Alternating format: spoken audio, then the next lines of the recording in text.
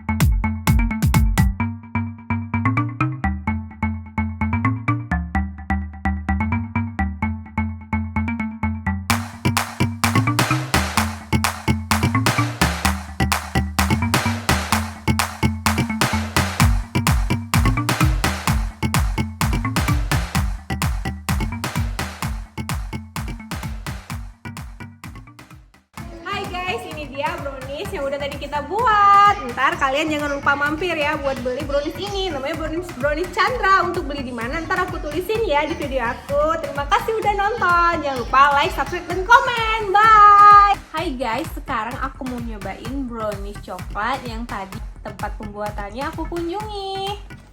Ya, aku cobain dulu. Ini udah aku potongin. Ini dia browniesnya, lihat tuh, lembut ya. Oke, aku cobain ya. Bismillahirrahmanirrahim. Enak banget guys. Kalian harus nyobain brownies coklat ini. Ini harganya terjangkau loh, dan gitu mudah banget dijumpain. Dia tersedia di supermarket yang ada di Banda Aceh. Namanya Chandra Brownies.